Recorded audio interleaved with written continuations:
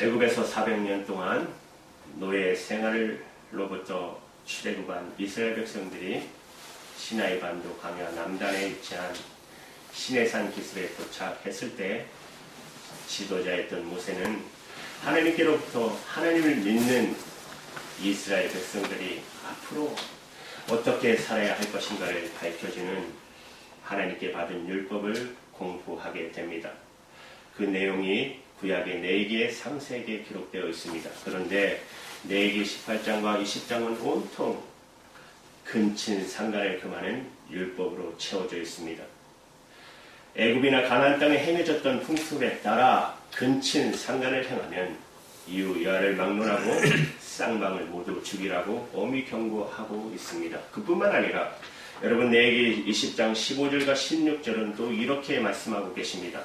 남자가 짐승과 교합하면 반드시 죽이고 너희는 그 짐승도 죽일 것이며 여자가 짐승에게 가까이하여 교합하거든 너는 여자와 짐승을 죽이되 이들을 반드시 죽일지니 그 피가 자기에게 돌아가리라. 짐승과 성행위를 갖는 자 역시 그가 남자든 여자든 상관없이 해당되는 짐승까지도 죽여버리라고 명령하십니다.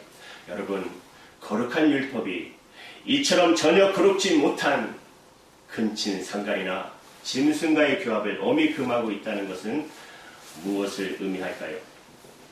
400년 동안 노예 생활하던 이스라엘 백성들이 도덕이나 윤리의식을 지니지 못했음을 알 수가 있는 것입니다. 만약 이스라엘 백성들이 그들이 진정 성결한 삶을 사는 자들이었다면 그들을 위해 공포된 율법 속에 이런 내용이 포함될 이유가 없을 것입니다. 그리고 여러분 사무엘 선지자는 사무엘상 12장 3절을 통해 이스라엘 백성들이 이렇게 반문하고 있습니다. 내가 여기 있나니 여호와 앞과 그 기름 부음을 받은 자 앞에서 내게 대하여 증거하라. 내가 네 소를 취하였느냐? 네 나귀를 취하였느냐? 누구를 속였느냐? 누구를 압제하였느냐? 내 눈을 흐리게 하는 뇌물을 네 손에서 취하였느냐? 그리하면 내가 그것을 너희에게 갚으리라. 여러분 다시 표준 새역으로 말씀드리면 이런 말씀이에요. 내가 여기 있으니 주 앞에서 그리고 주께서 기름 부으신 왕 앞에서 나를 고발할 일 있으면 하여라. 내가 누구의 소를 뺏은 일이 있느냐?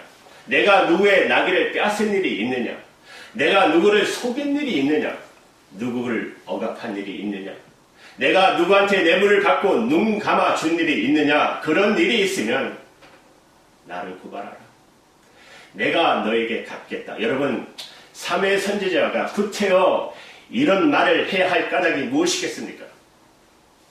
그 당시 이스라엘 지도자들 사이에 권력 남용과 뇌물 수수가 심각할 정도기에 사무엘 선지자는 당시 이스라엘 백성들에게 참된 지도자의 모습은 어떻게 하는 것인가를 일깨워주기 위해서. 여러분 또 미가 선지자는 미가서 6장 6절에서 8절에 이렇게 증거하고 있어요. 새 표준 번역으로 말씀드리면 이런 말씀이에요. 높이 계시는 하나님 여호와께 예배를 드리면 무엇을 가지고 나가면 됩니까? 번제를 가지고 나가야 합니까? 송아지를 가지고 나가야 합니까? 수양 몇 천마리를 바치면 야외 하나님께서 기뻐하시겠습니까?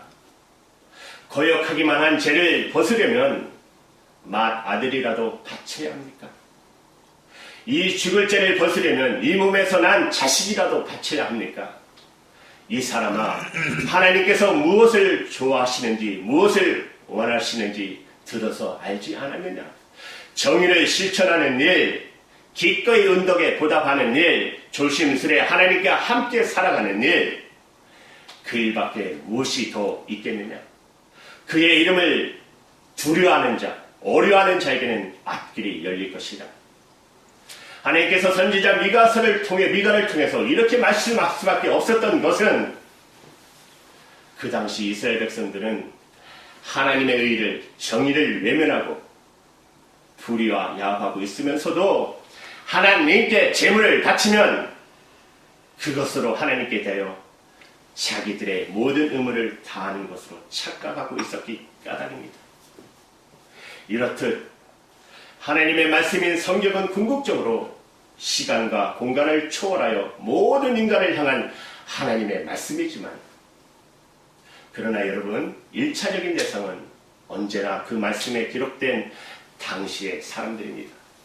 따라서 우리가 성경 속에서 하나님의 말씀을 접할 때 그 말씀이 기록될 당시의 상황이나 당시 사람들의 삶이 어떠했는지를 아는 것은 대단히 중요한 것입니다. 왜냐하면 그 당시 상황이나 당시 사람들의 삶을 알므로써 성경이 의도하는 더 깊은 의미를 우리는 알 수가 있기 때문입니다.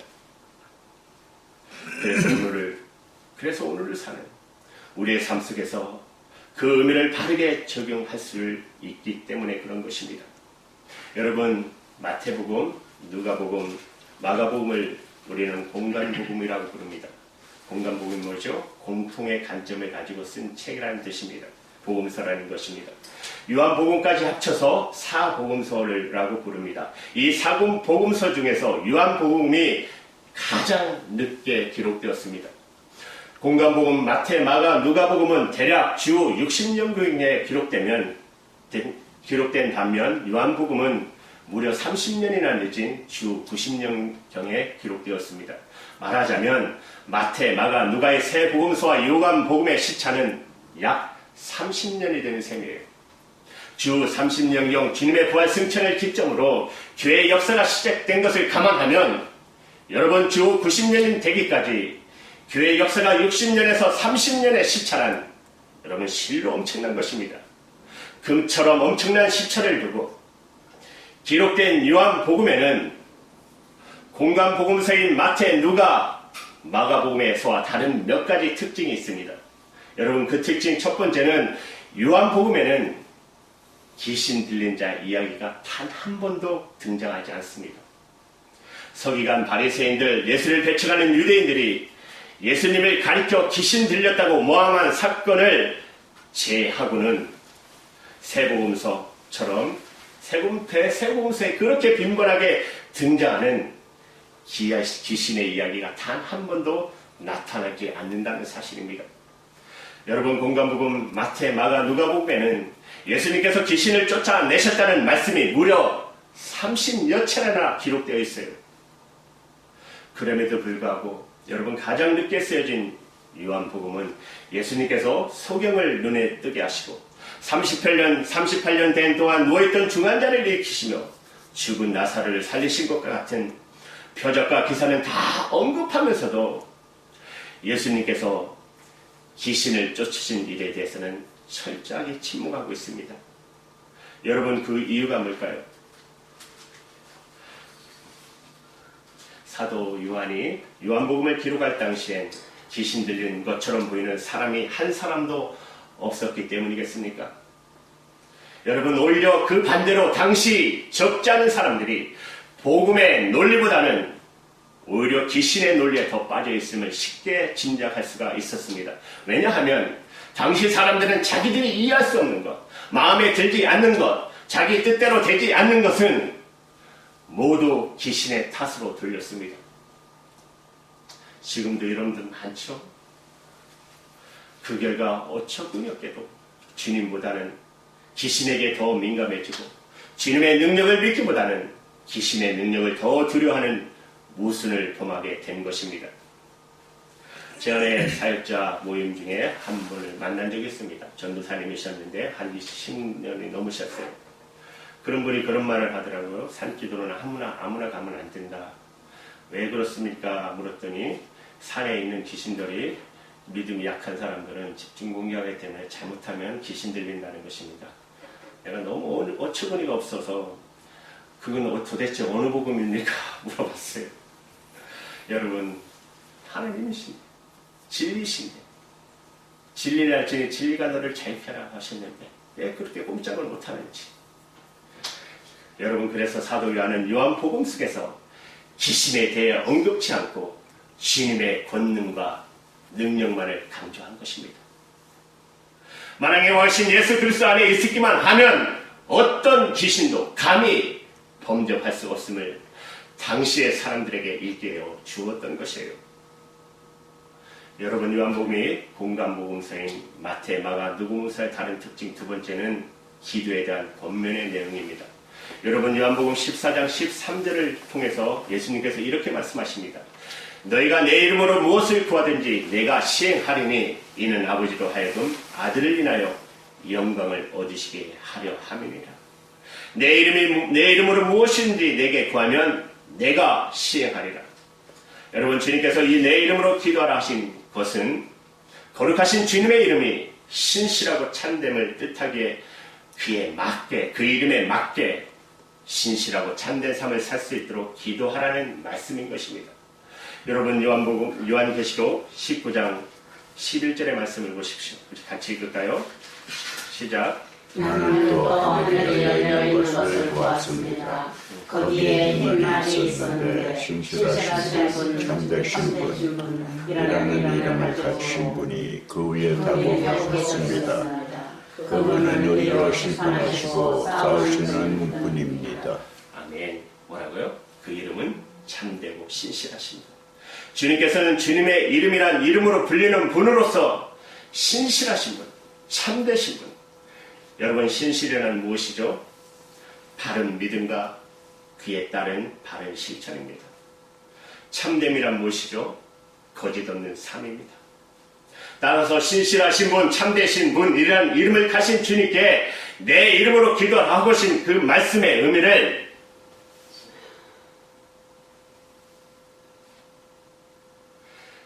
신실하고 참되신 분의 이름으로 악하고 거짓된 것을 구할 수 없지 않습니까? 신실하고 참되신 분의 이름으로 추잡한 내 욕망의 것을 구할 수가 없지 않습니까? 그렇습니다. 신실하고 참되신 분의 이름으로 오직 신실하고 참된 것만을 구할 수 있는 것입니다. 모두 신실하고 참된 삶을 살기 위함이 아니겠습니까? 여러분, 건강을 구하십시오. 정말 건강을 구하십시오. 하나님 앞에. 여러분, 재물을 구하십시오. 괜찮습니다. 성공을 구하십시오. 그러나 이 세상의 사람들과 더불어 사람 속에서 신실하고 참된 삶을 살기 위해서 구하시기를 바라는 것입니다.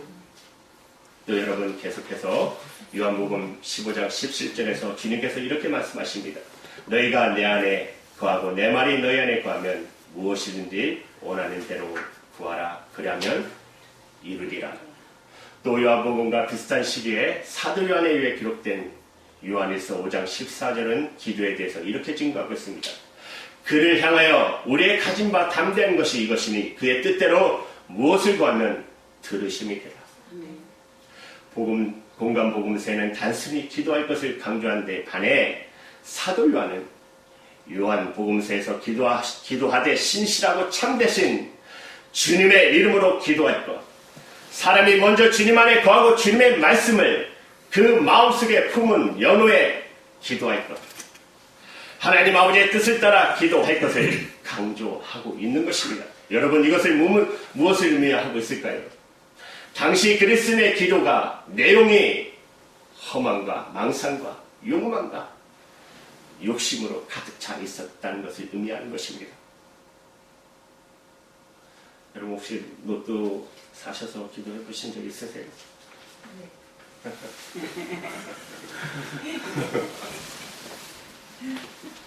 사랑하는 여러분, 우리는 절대로 기도의 내용이 성숙하지 않고서는 성숙한 진리의 삶이 수반되지 않습니다.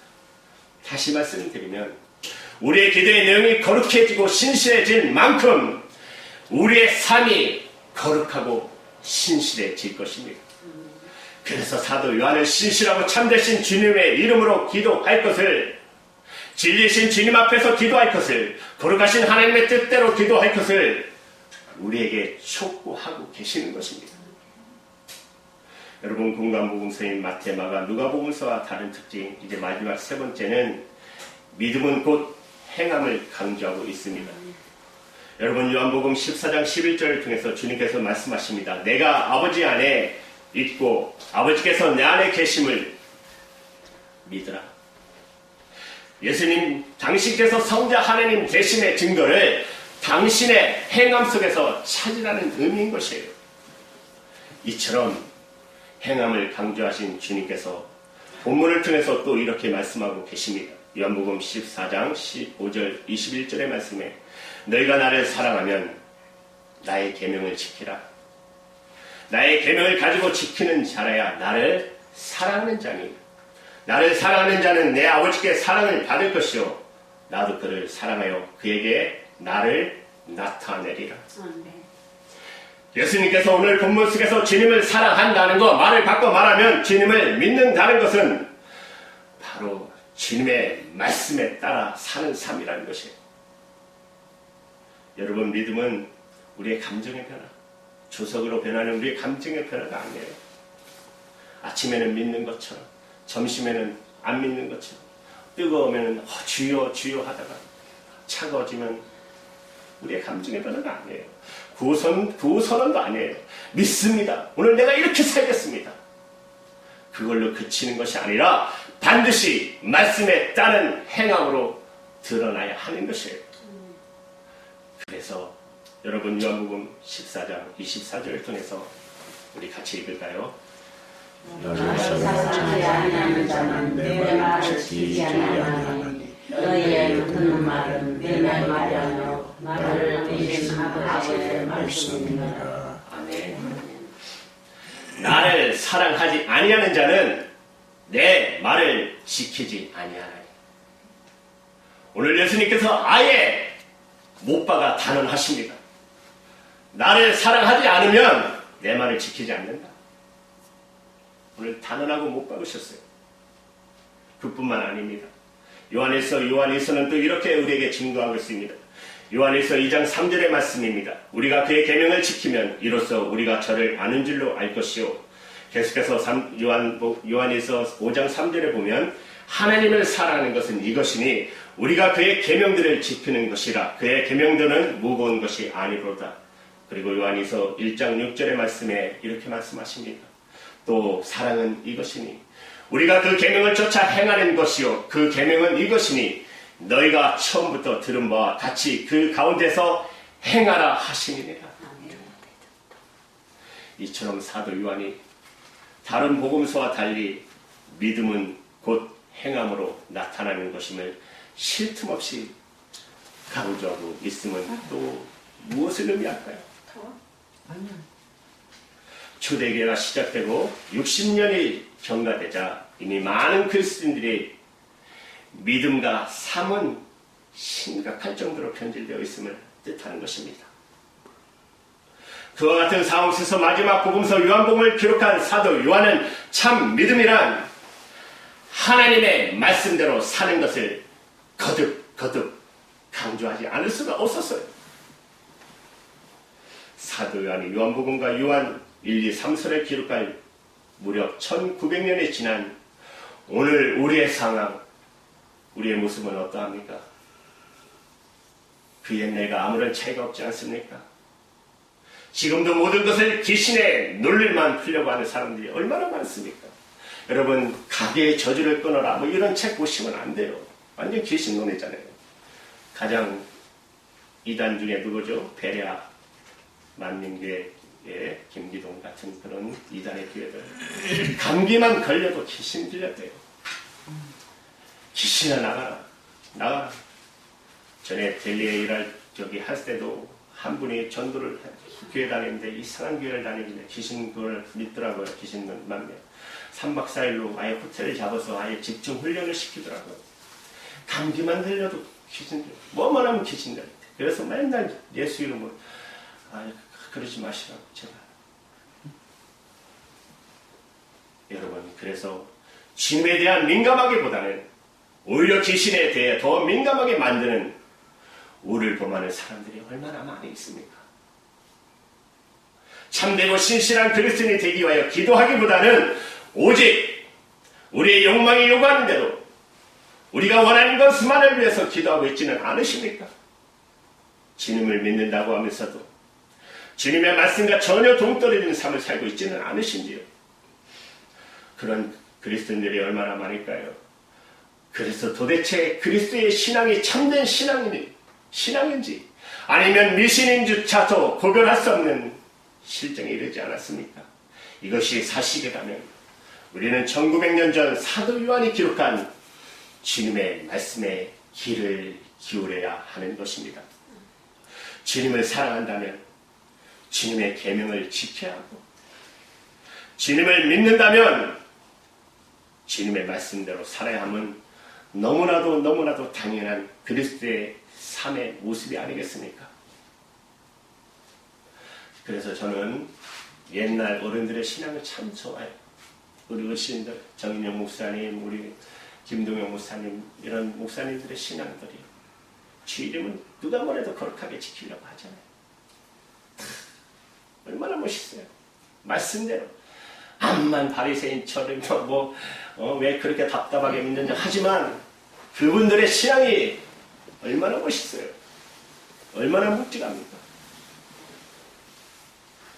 그러나 이처럼 당연한 말씀이 새삼스러운 것은 우리가 말씀대로 살지 않고 있기 때문이 아니겠습니까?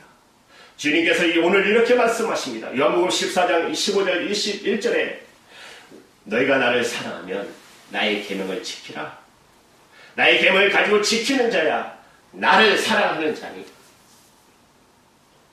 여러분, 뉴질랜드 남쪽에 크라이스트 처치라는 도시가 있습니다. 그 도시를 세운 사람들이 얼마나 주님을 사랑했으면 도시의 이름을 아예 크라이스트 처치, 곧 그리스도의 교회라고 붙였겠어요. 그 도시에는 그림처럼 아름다운 성당이 있습니다. 언제부터인가 일본의 젊은이들 사이에 그 성당에서 결혼하는 유행이 일기 시작했습니다. 그들이 예수님을 믿기 때문이가 아니라 단지 그 성당이 아름답게 일부러 그 성당을 찾아가 신부님의 주례로 결혼을 하기 시작한 것입니다. 그 숫자가 점점 늘어나자 일본 여행업계는 결혼을 앞둔 젊은이들에게 크라이스트 처치에서의 결혼과 신혼여행을 아예 상품으로 팔기 시작했고, 그 결과 일본의 젊은이들이 크라이스트 처치 성당으로 세도하기 시작했습니다. 심지어 인근에 그들만을 위한 호텔이 세워지기까지 했습니다.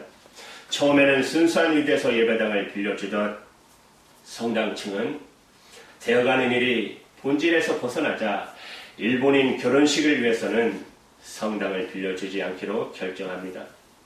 그러자 갑자기 좋은 상품을 줄지 잃어버린 일본 여행업계가 아예 크라이스트 처치에 있는 성당 하나를 구입해가지고 신원을 알 수 없는 신부를 고용하여 오히려 예전보다 더 성업 중이라고 합니다.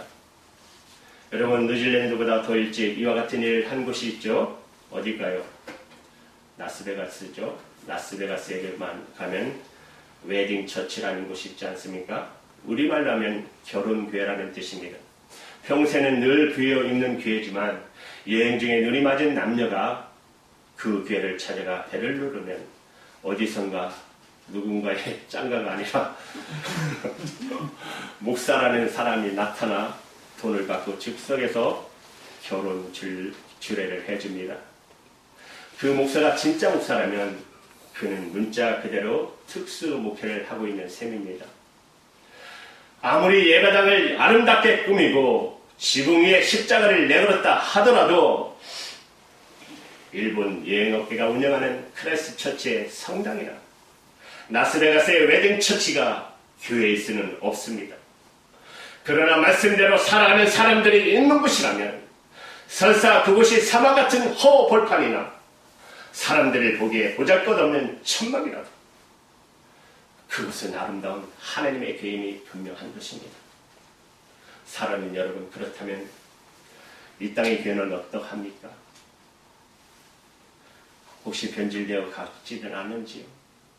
고급 사교장으로, 예식장으로 복음의 본질은 무시한 채 복음의 껍질만을 붙들고 있지는 않은지요? 그렇다면 크라이스트 처치나 웨딩 처치 또는 관광지로 전략한 저 서구의 수많은 교회들 무슨 차이가 있겠습니까? 그런 교회는 아무리 수가 늘어도 사람을 해치는 아픔과 같을 뿐 결코 생명을 살리는 생명의 통로가 되지 못함을 우리는 지을 수 없는 역사의 교훈을 보러 알 수 있지 않습니까? 그렇다면 여러분, 우리는, 교회는, 그리스도인들은 정말 그리스도 대신 주님을 사랑하셔야 합니다. 우리의 참 구원자이신 주님을 바르게 믿으셔야 합니다.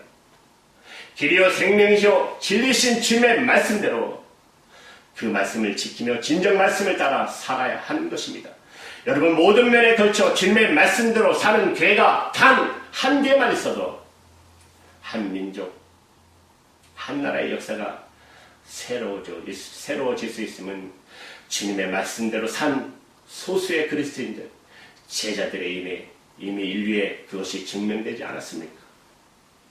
그러나 여러분, 말씀대로 살지 않으면 아무리 추수감사절, 대강절, 성탄절을 거듭 맞이해도 민족은 고사하고 자기 삶 하나 변화시킬 수 없습니다.